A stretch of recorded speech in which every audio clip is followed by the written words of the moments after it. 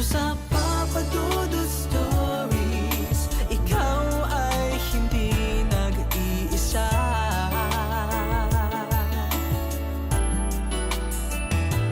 Dito sa Papa Dudut Stories, may nagmamahal sa'yo. Papa Dudut Stories, Papa Dudut Stories. Dear Papa Dudut, sa lahat po ng mga nakatutok ngayon, huwag kalimutan na mag-like, mag-share at mag-subscribe.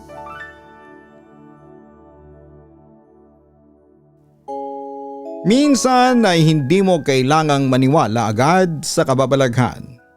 Pero kapag naranasan mo na ay doon mo lamang mauunawaan na may mga bagay sa mundong ito na hindi kayang ipaliwanag ng siyensya, pero kayang ipaliwanag ng paniniwala.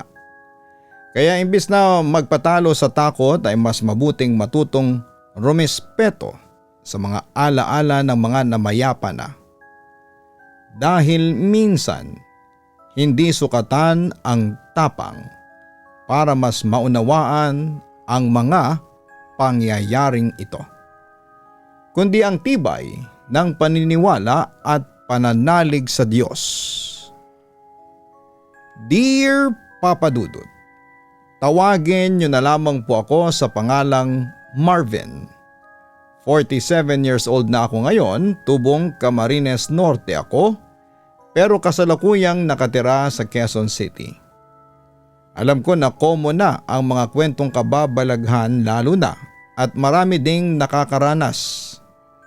Siguro'y halos karamihan sa ating mga Pilipino ay marami ng karanasan tungkol sa ganito.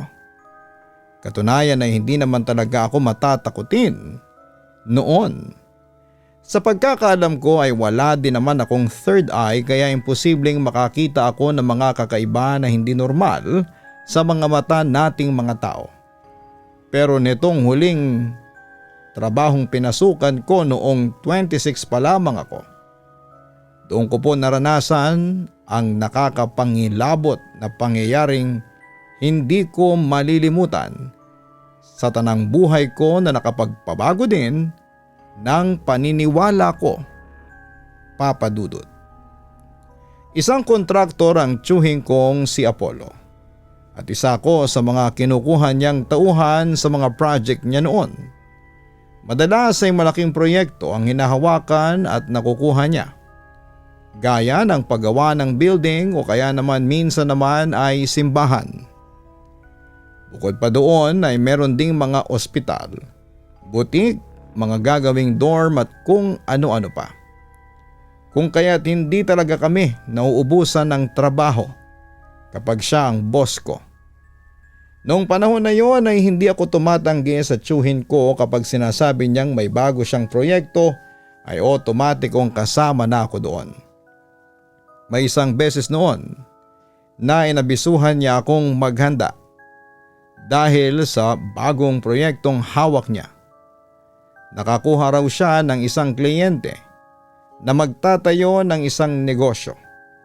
Nakabili umano ang kliyente niya ng isang lumang property, kaya kailangan yung linisin at muling pagandahin.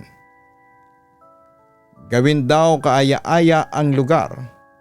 Sabi din ni Tio Apollo ay medyo may kalakihan ang proyektong yon, kaya kailangan pa daw niyang magdagdag ng 2 o 4 pang mga tauhan para mapabilis ang trabaho.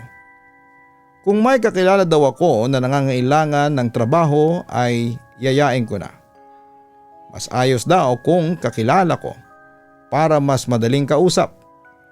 Kaya nung panahon na yon ay agad kong pinuntahan ang mga kababata kong sina Gino at Brian.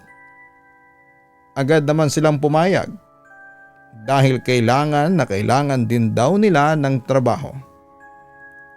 Kasalukuyan daw silang naghahanap. Mabuting araw at naalala ko silang isama sa trabaho.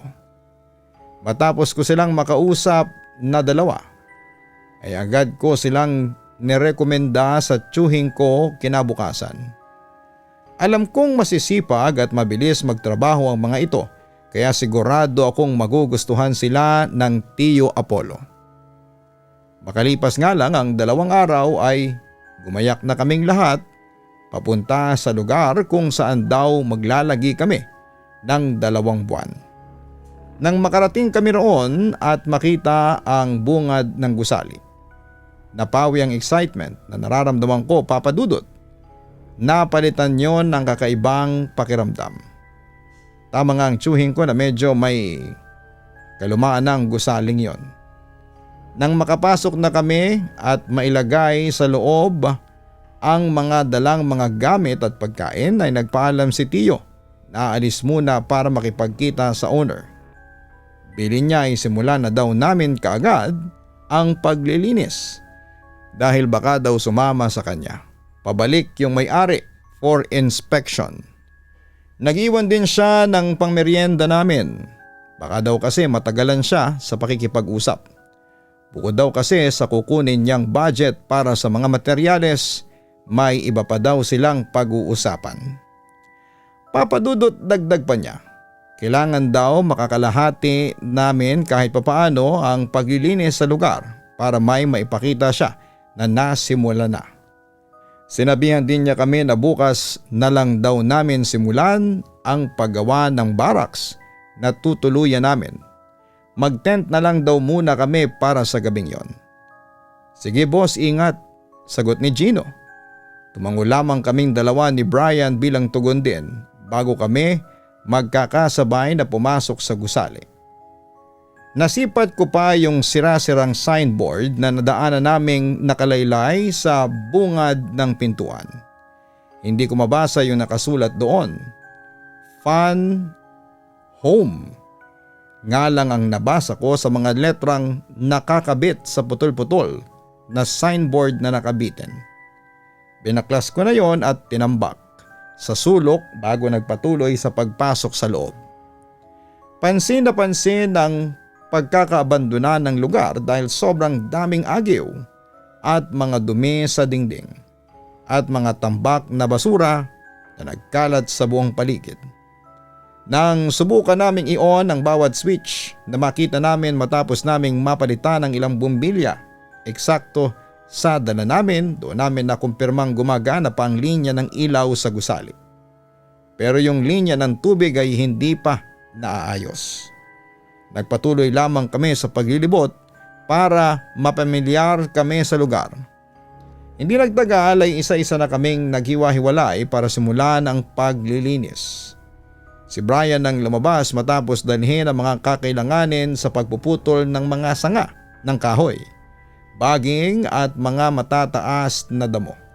Habang kami naman ni Gino ay naiwan sa loob para doon maglinis. Napagtanto ko noong sandaling yon na kung titingnan sa labas, hindi kalakihan ang itsura ng gusali. Pero noong nasa loob na ako ay napakalawak pala at napakahaba. Napansin ko din ang 2 bakanting kwarto na magkakahiwalay sa bandang itaas na iisang disenyo at laki kumpara sa iba pang mga kwartong nandun. Bitbit ang kanya-kanya naming kailangan at mga malalaking sako. Sinimulan na namin ang paglilinis ni Gino sa 2nd floor.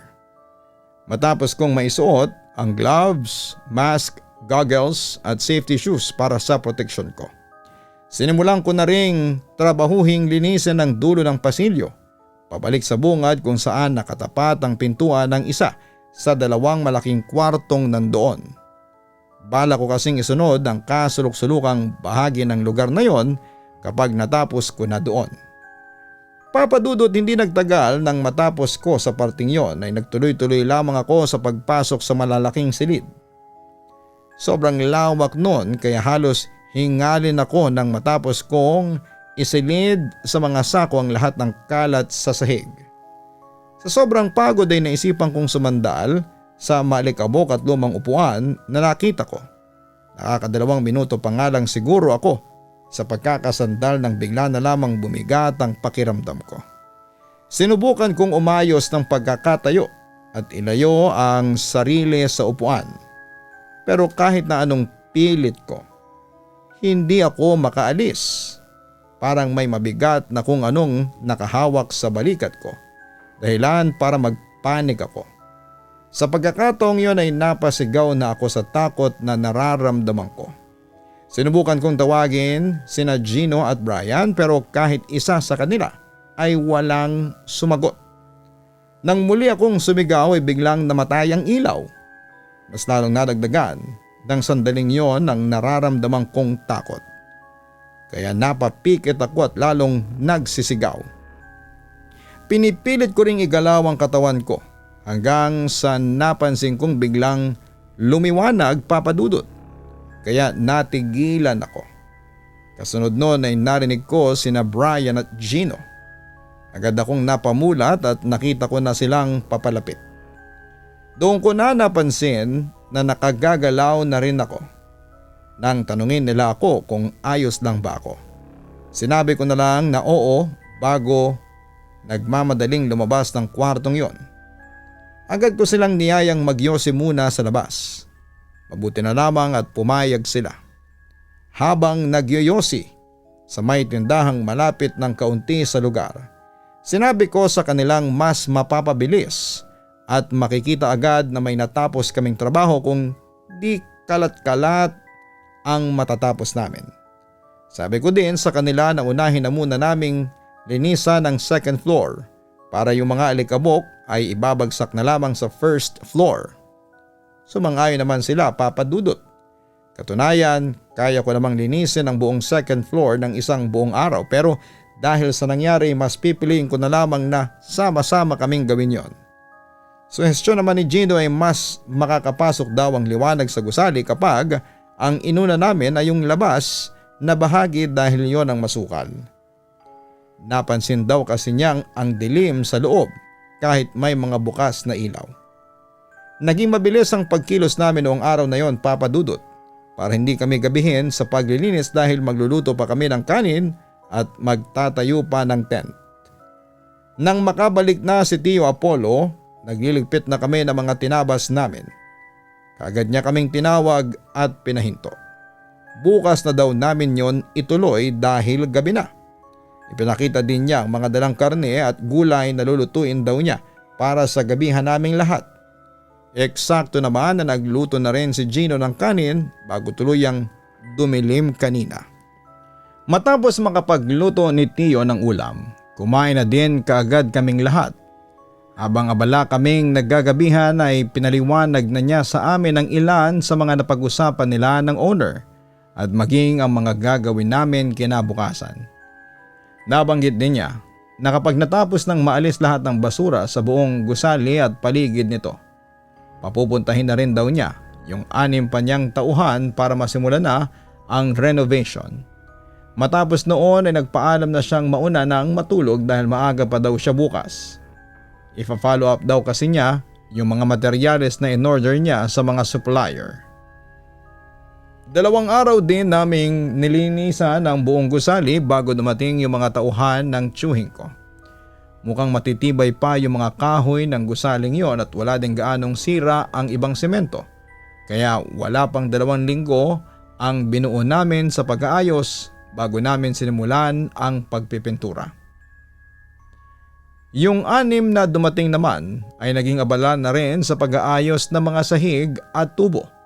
Kami naman nila Gino at Brian ang trumabaho ng wiring at pagpipintura.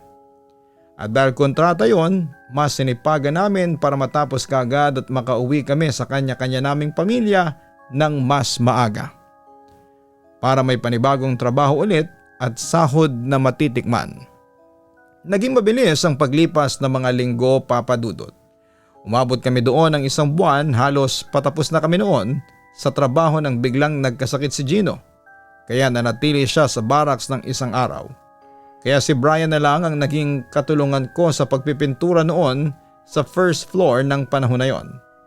And after lunch ay nagpaalam siya na mag-half day muna dahil kailangan daw niyang puntahan ng misis niyang nasa hospital.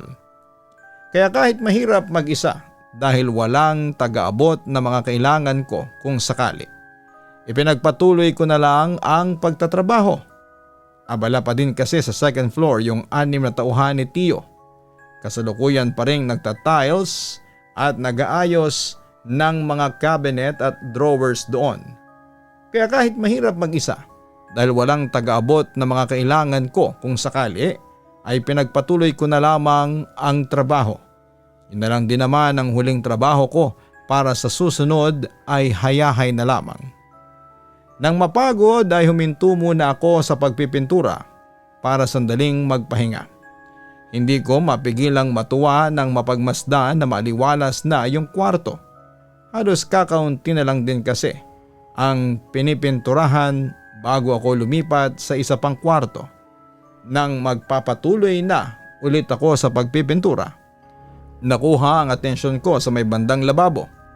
Ewan ko pero bigla akong nakaramdam ng kakaiba nang makita ang itim na lumang crucifix na nakasabit sa dingding. Nagtatakang napatitig ako doon. Sa pagkakaalam ko ay naalis na naming tatlo ang kahit na anong bagay sa sahig at mga dingding noong naglinis kami. Bakit may natitira pa? Habang nag-iisip ay pinakatitigan ko yon. May kalumaan na yon at nababalutan ng makapal na alikabok. Sa hindi ko may paliwanag na kadahilanan ay nagtaasan bigla ang mga balahibo ko at pumigat din ang pakiramdam ko.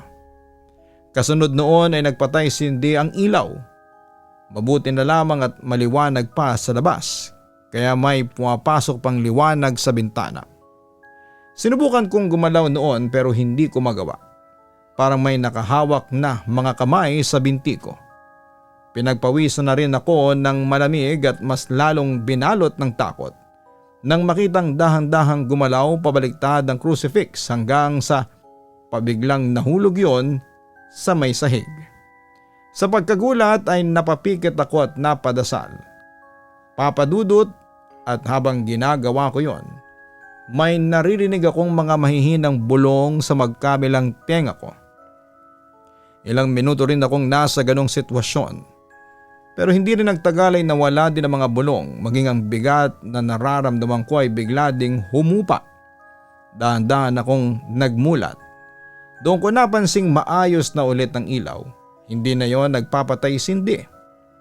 Papadudot akala ko ay makakahinga na ako ng maluwag.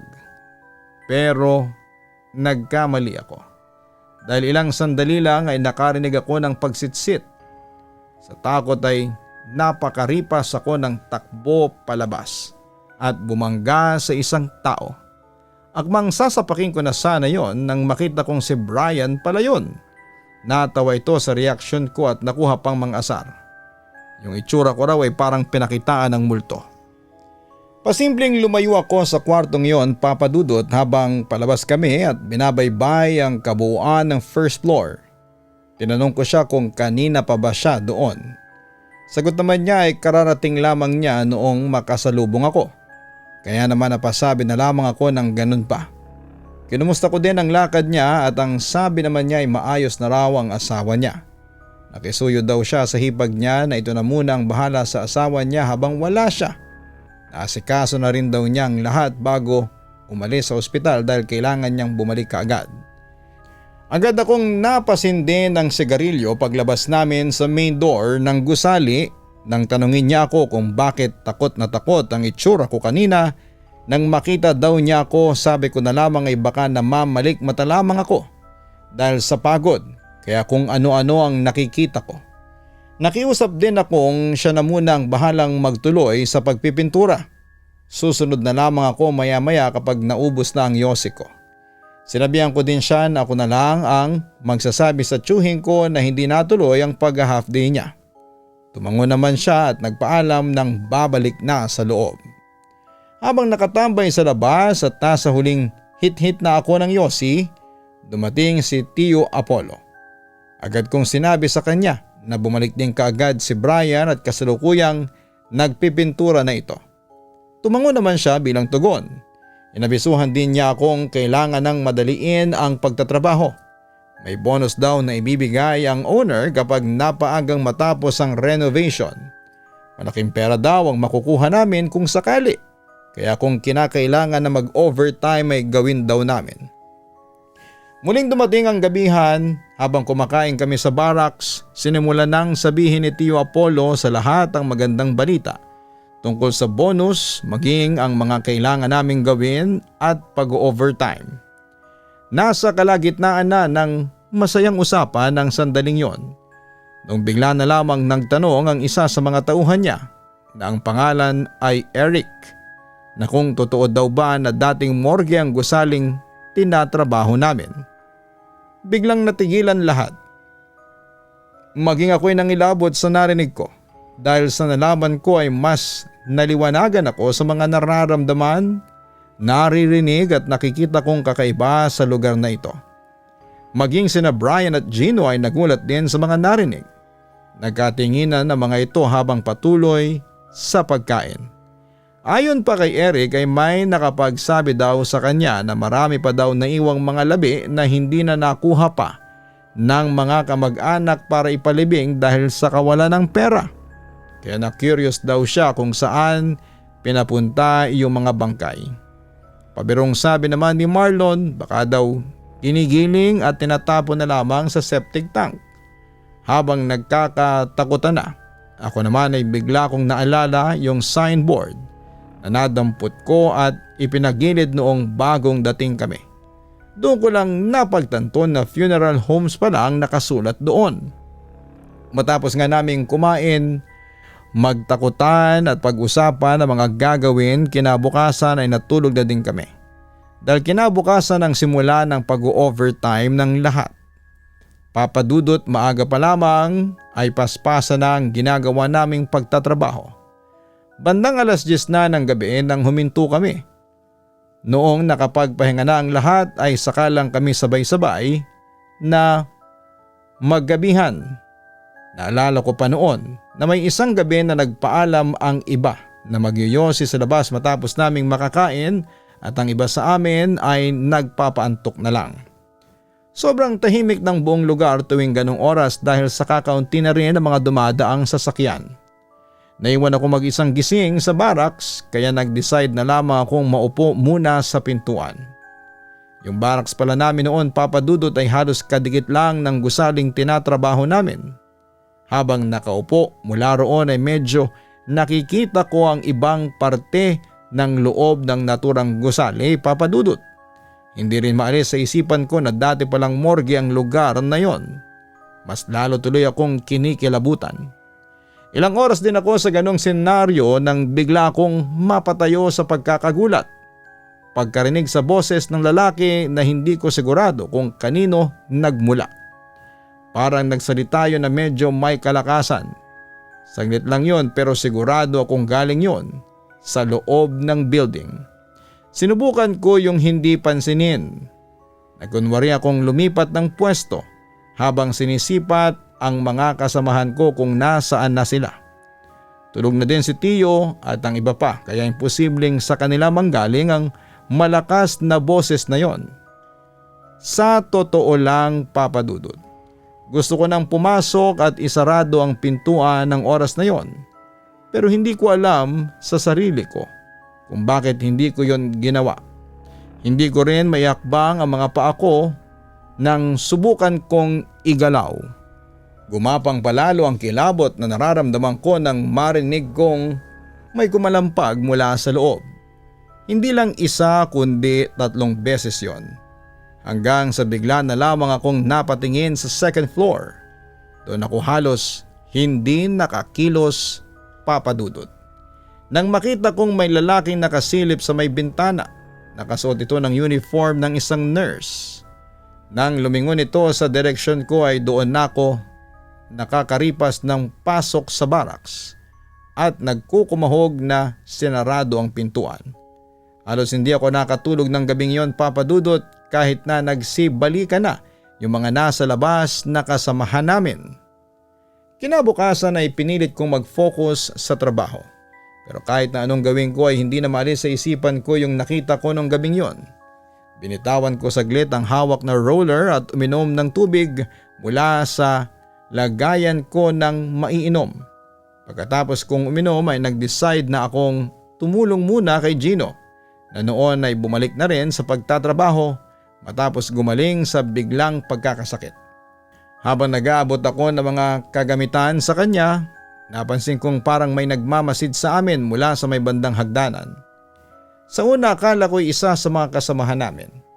Pero nang humarap ako doon, wala naman akong nakikitang ibang tao. Ipinagkibit balikat ko na lamang yon at nagpatuloy na lamang sa pagtatrabaho. Hanggang sa ilang minuto pa ang lumipas, may narinig kaming mga yabag na parang nagmamadali sa pagtaas kasabay ng tunog na parang may tumatama sa sahig na metal. "May tao ba dyan?" sigaw ni Gino, pero walang sumagot. Lumingon ako sa kanya at nakita kong hindi siya mapakali. "Narinig mo yon, di ba?" tanong niya sa akin. Tumango lamang ako at sinabihan ko siyang wag mo na lamang yung pansinin. Tapusin na lang kaagad namin ang tinatrabaho namin para makaalis na kami roon. Sinubukan naming ituloy ang ginagawa naming trabaho ng oras na yon. Pero pareho kaming hindi makapagtrabaho ng maayos. Maya't maya kasi ay may naririnig kaming parang pabalik-balik na naglalakad. Hanggang sa mapansin ko na unti-unti na namang bumibigat sa may bandang balikat ko hanggang sa batok. Narinig ko pang sabi ni Gino na para daw biglang lumalamig. Pero ipinagpatuloy pa rin niya ang pag-wiring para sa mga outlets habang ako ay tuluyan ng nakuha ang atensyon ko sa sahig na may bahid na tubig na kasalukuyang parang may pumapatak pa. Tumingala ako pero wala naman akong nakitang pwedeng pagmulan ng pagtulo. Malinis at maayos na yung kisame. Nang ibaba ko ulit ang tingin sa sahig ay nakita kong umagos yon ng dahan-dahan papunta sa pader. Sa pagkakataong yon ay nakita ko na may biglang tumagos na anino sa pader. Parang usok na anyong tao. Sa pagkabigla ko ay hindi agad ako nakapagsalita, Papa Dudut. Nakagalaw lamang ako at napatingin kay Gino nang mabuwal siya sa inaapakang hagdanan. Agad ko siyang nilapitan para tulungang tumayo, Papa Dudut. Nakita ko yun. Dinig ko na bulong niya. Halata sa boses na natatakot din at alam ko ang tinutukoy niya. Dali-dali kaming lumabas at tinawag si Tio Apollo. Sinabi namin ang mga nangyari pero nang makarating siya doon sa kwarto ay wala ng bakas ng tubig sa sahig at sa pader. "Baka napagod lang kayo. Magpahinga muna kayo," sabi niya. Halatang pilit ang tawa niya na parang ayaw niyang amining may kakaiba rin siyang nararamdaman. Kinagabihan matapos kumain at magligpit ng mga gamit, nagpa siya akong magpahangin muna sa labas kasama si Gino. Ilang lakaran din yung layo mula sa pinagtatrabahuhan namin. May upuan kasi doon na parang parke at may maliit na kainan sa bandang gilid. Ang malalim yata ang iniisip mo ha. Biro ko pa kay Gino na tahimik lang na nakaupo habang nakatingin sa gusali.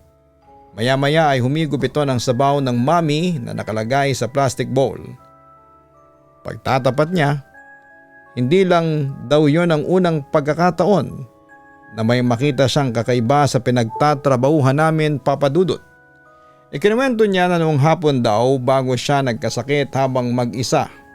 Sa kwarto sa ibaba ay may narinig siyang naglalakad sa kisame.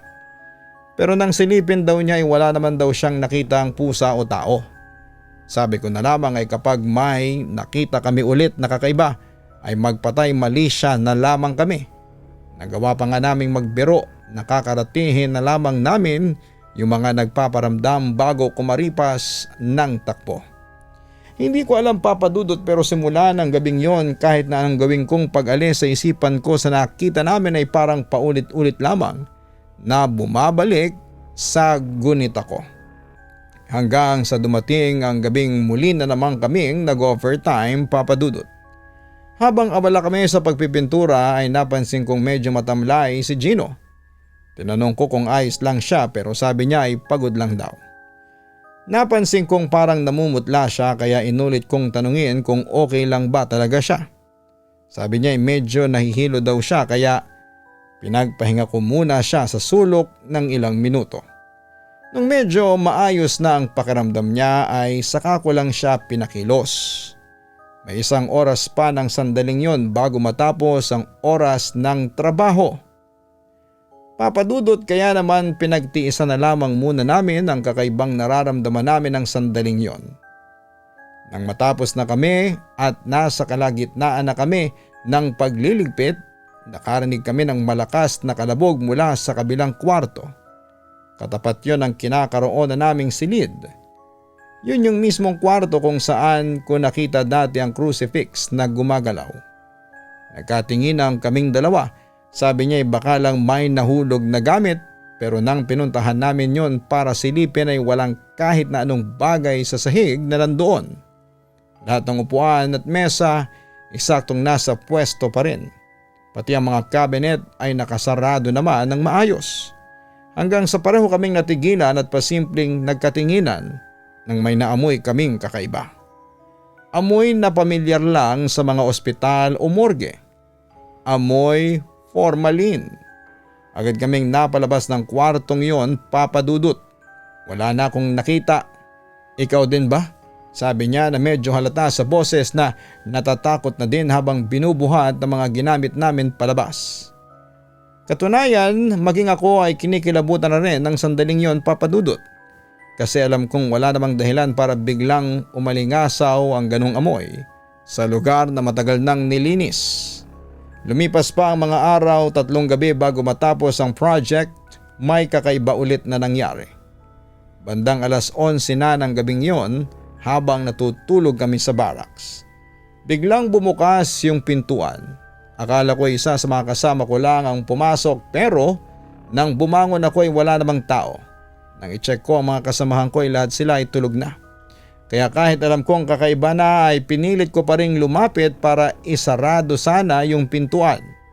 Pero bigla akong nakarinig ng kaluskos na parang mga yapa. Hanggang sa hindi sinasadyang mapatingin ako sa direksyon ng gusali, papadudot. Doon ko nakitang may babaeng nakatayo. Mapusyaw ang figura pero kitang kita kong mahaba ang buhok nito habang nakabistida ng bulaklakin na parang may tumutulong tubig sa laylayan nun. Nanindig lalo ang mga balahibo ko nang mapagtanto kong nakatitig lamang siya sa akin, papadudot. Para ko nakapako sa kinakatayuan ko dahil hindi ko maigalaw ang katawan ko. Ilang sandali pa ay bigla siyang naglaho sa sobrang takot, napapikit ako at napadasal. At sa pagmulat ko, nasa harapan ko na si Tio Apollo. Mukhang kakarating lang galing sa labas dahil may mga plastic bag pa na bitbit na mukhang pagkain ang laman. Tinapik niya ako. Bakit nandito ka pa? Lalabas ka ba? Hindi ko kaagad siya nasagot. Ang sabi ko na lang ay mainit kasi sa loob kaya dito muna ako nagpapahangin, Tiyo. Pero sa loob-loob ko ay nagpapasalamat akong dumating siya. Kung hindi baka hindi ko na nagawa pang magmulat at umatras na lamang papasok habang nakapikit. Naging mabilis ang takbo ng oras hanggang sa dumating ang huling araw ng proyekto, papadudot. Sa wakas, matapos ang mahigit 1 buwan, natapos na rin namin ang trabaho. Maganda na ang kinalabasan ng gusali, parang bagong tayo na yon. Wala na rin bakas ng luma nitong itsura. Nang dumating ang may-ari para mag-inspeksyon ay tuwang-tuwa siya sa naging resulta. Sobrang ganda raw. Binigyan niya si Tio ng dagdag na bonus dahil maaga naming natapos ang proyekto. Masaya kaming lahat dahil may dagdag kaming sahod. Pero habang inaabot sa akin ni Tio ang sobre ng bayad ay hindi ko maiwasang mapalingon sa gusali. Pakiramdam ko ay may mga matang nakatingin sa amin mula sa loob. Pagkatapos naming magligpit at magpaalam ay umuwi na kami pabalik sa kanya-kanya naming uuwi ang lugar. Pagdating ko sa bahay, unang ginawa ko ay naggrocery. Binilhan ko ng mga ulam at prutas ang mga magulang at mga kapatid ko. Tuwang-tuwa naman sila sa mga pasalubong na dala-dala ko noon. Ibinigay ko rin ang kalahati ng sahod ko kay inay para siya na ang bahalang mag-budget noon. Hanggang ngayon, pintor pa rin ako, papadudot. Katunayan ay patuloy pa rin akong tinatawag ni Tio Apollo kapag may bago siyang project. Pero tuwing may pupuntahan kami, Sinisigurado ko munang hindi haunted o may madilim na nakaraan ang lugar. At kahit sabihin pa ng iba na matatakotin ako ay ayos lang. Mas gugustuhin ko ng matahimik ang trabaho. Dahil hindi ko na gustong maulit pa ang karanasan ko sa lumang gusaling trinabaho namin noon. Na dati palang morgue na ngayon ay ginawa ng isang transient house na nakakonekta sa restaurant sa right side noon. May isang beses Papadudot bumalik ako sa lugar na yon. Mga 2 taon pagkatapos naming tapusin ang project. May pinapagawa kasi ulit si Tio Apollo sa karatig na gusali, isang bahay naman. Doon ko nakilala si Aling Sylvia, isang matandang nagtitinda ng lugaw sa kanto na malapit doon. Habang kumakain ako ay tinanong niya ako kung doon daw ba ako nagtatrabaho. Magalang kong sinagot na hindi. Pero sinabi ko rin na dati ay doon kami nagtrabaho, na kami ang nag-ayos ng transient house and restaurant na yon. Tapos ay bigla na lang siyang napakwento na marami daw kwentong kababalaghan doon mula na rin sa kwento daw ng ibang mga taong napapadpad doon. Sabi niya madalas daw may makitang kakaibang anino sa first floor ng transient house and restaurant. May isa pa nga daw na driver na nagkwekwento sa kanya na may sumasakay dito tuwing gabi tapos ay biglang nawawala pagkalampas sa katabing bahay. Napatingin ako sa gusali bago ko inubos ang iniinom ko. Parang bumalik lahat ng alaala habang natatanaw ko ang matao ng restaurant. At mukhang marami-rami na rin ang umuuko pa sa transient house. Hanggang dito na lamang po Papadudot. Maraming salamat po at magandang araw.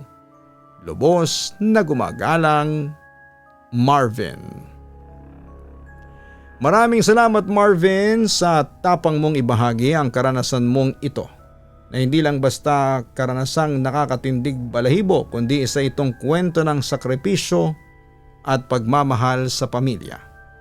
Makikita sa iyo ang katatagan ng isang tao dahil kahit nakakaramdam din ng takot at nilalamon na ng kaba, sa mga nangyayaring kababalaghan ay patuloy pa rin ang pagsusumikap mo. May maiuwi lamang sa pamilya.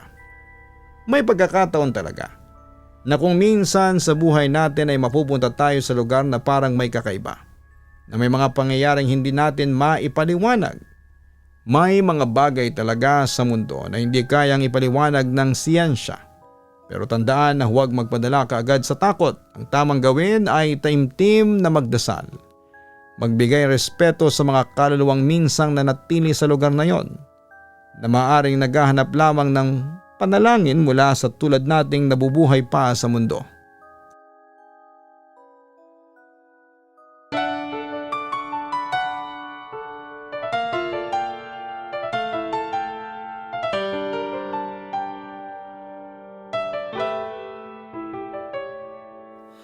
Ang buhay ay mahiwaga,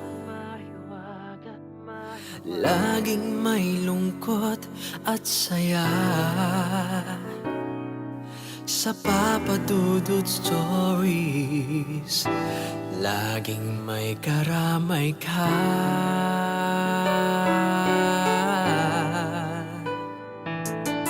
Mga problemang kaibigan, dito ay pakikinggan ka. Sa Papadudot Stories, kami ay iyong kasama. Dito sa Papadudot Stories, ikaw ay hindi nag-iisa.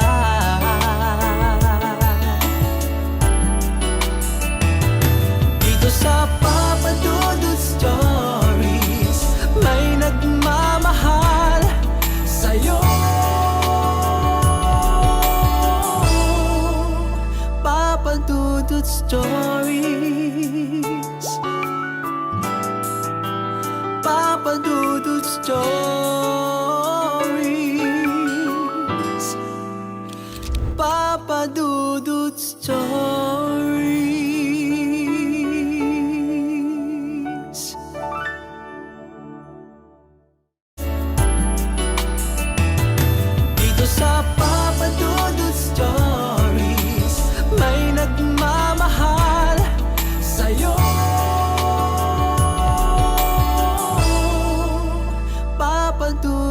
Stories. Papa Dudut Stories. Hello mga ka-online, si Papa Dudut po ito. Nag-enjoy ka ba sa ating kwento ngayong araw?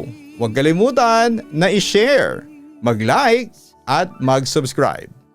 Maraming salamat po.